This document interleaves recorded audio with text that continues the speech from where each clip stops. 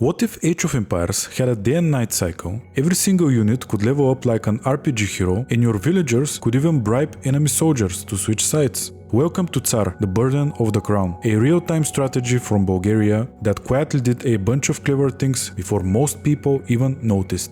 In this episode, we are diving deep into Tzar, the gaming gem released on the 27th of January 2000. We will learn who made it, how it was built, what made it unique, how players got their hands on it back in the days, the soundtracks, hidden trivia, and even cheat codes that some of the players used back in the days. Tzar was developed in Sofia, Bulgaria by Haemimont Games and published internationally by Talentsoft with different regional publishers in places like Spain, Russia, and etc. It features 3 culture sets, European, Asian, and Arabian, plus a 20-mission campaign with named heroes. The team behind the game was way ahead of its time. The game designer was Veselin Khanjiev and the lead programmer was Panayot Yanazov. Rosen Manchev led the art, while Mikhail Peykov was also included in the programming credits of the game. The music was entirely composed by Kirill Petrushev and Dmitry Sobev. The studio itself, Haemimont Games, was founded back in 1997 in Sofia, the capital of Bulgaria, by Gabriel Dobrev. Here's a cool bit of lineage. After Tzar, lead designer Veselin Khanjiev founded Black Sea Studios in 2001, the real-time strategy outfit behind Knights of Honor, which was released in 2004. If you take a look, you might notice some familiar names. Knights credits list include Khanjiev as designer, Yanazov as programmer, and Manchev as artist, the same trio who led Tzar. As I already told you, these 3 know what they are doing. Black Sea Studio was later acquired by Crytek as Crytek Black Sea and eventually became Creative Assembly Sofia.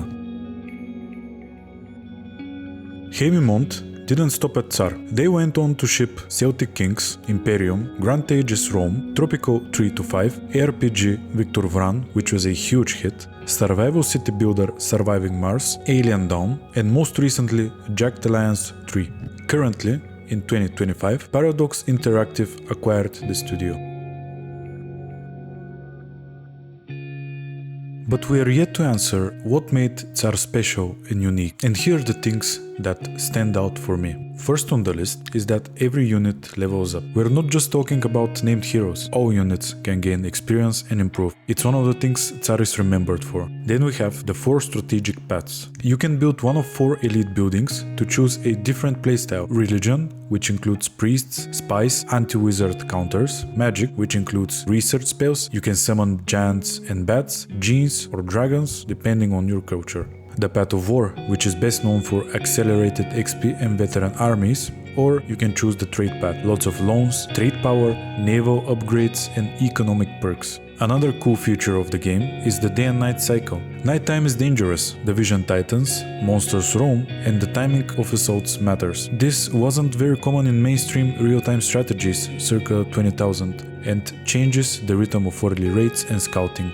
The espionage. Spies literally could impersonate enemy units, even peasants, to infiltrate, scout building orders and sow chaos. Priests are hard counters to wizards, so their counter triangle extends beyond simple rock, paper, scissors.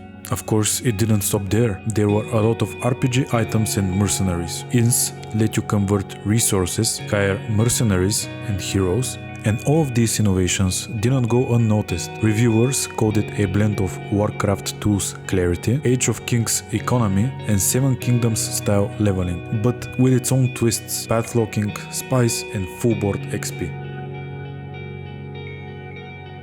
I also wanted to present you with some cool facts about the game. The game was shipped in different regions under localized titles. For example, the Russian release was marked as Ognem и Mechum, which translates to by fire and sword. Multiplayer officially supported from 2 to 8 players via LAN or internet. To this day, the fanbase still organizes games using modern launchers and services. Spain absolutely loved Tzar. By late 2000, it achieved strong sales there and later spawned Spain's first special editions and new campaigns. This means that the creators behind the game were keeping a strong eye on how the game performed in different regions, and they were willing to adapt and give something back to communities that loved the game.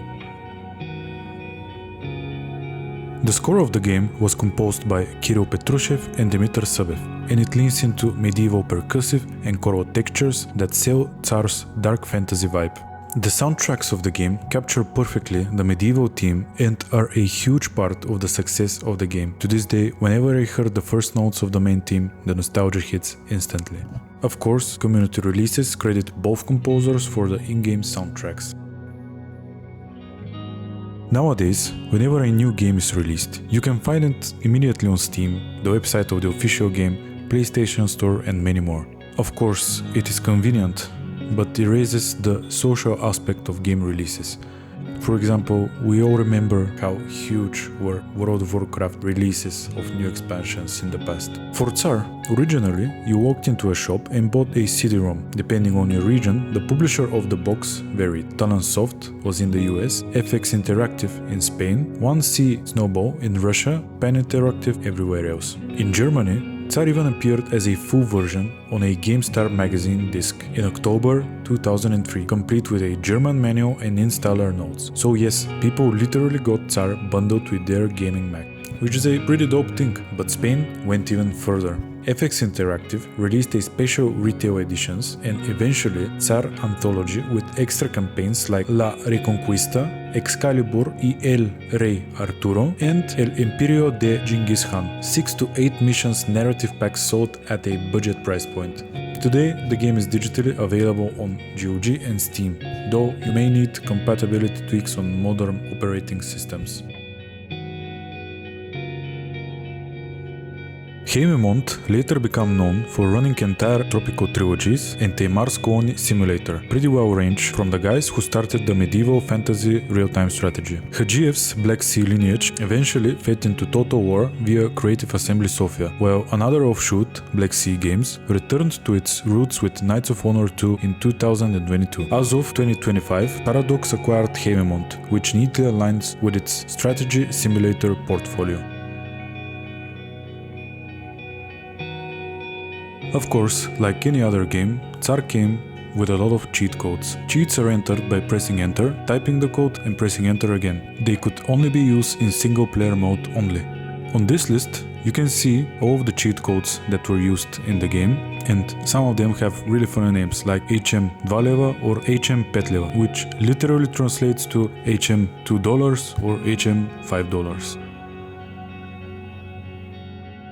Early 2000s real-time strategies were crowded. Age of Kings, Command & Conquer, Total Annihilation, Age of Empires, and many more. Tsar's identity solidified around choice and consequences. On one hand, you have the one-path commitment. You have to choose either religion, magic, war, or trade. This forced scouting and adaptation, and it made mirror matches played differently depending on the tech building you locked in.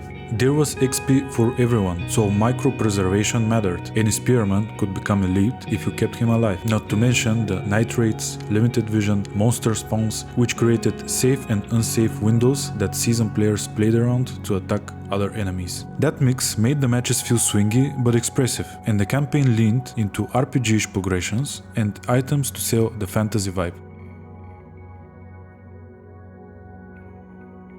Outside official re-releases, fans kept the flame alive. Community guides help Windows 10 and 11 players fix compatibility and play multiplayer today, while Tzar, a fan remake, lets you play a browse-based, modernized take inspired by Tzar's design. Tzar went crazy in Spain. Those Spanish FX editions also left a big mark. Players still hunt down Edición de Oro and Anthology for the extra campaigns like La Reconquista and Excalibur y El Rey Arturo.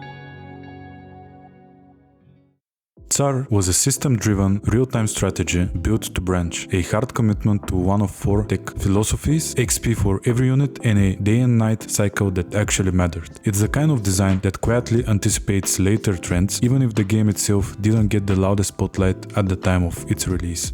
Tzar is a proof that with a great idea, the right people and a lot of dedication, you can make something that lasts. I remember having 2 go-to strategies every time I logged into the game, going all in on the Asian culture and spamming dragons, or turtling as Europeans behind the walls with elite archers. No one could get behind those walls. Thanks for sticking around to the end. This is the start of a new series where we explore older games that still shine and left a positive mark on the gaming world. The list is long, but if there is a game that you want me to cover, drop it in the comments and I'll make sure I'll dive into it. Take care and I'll see you in the next one.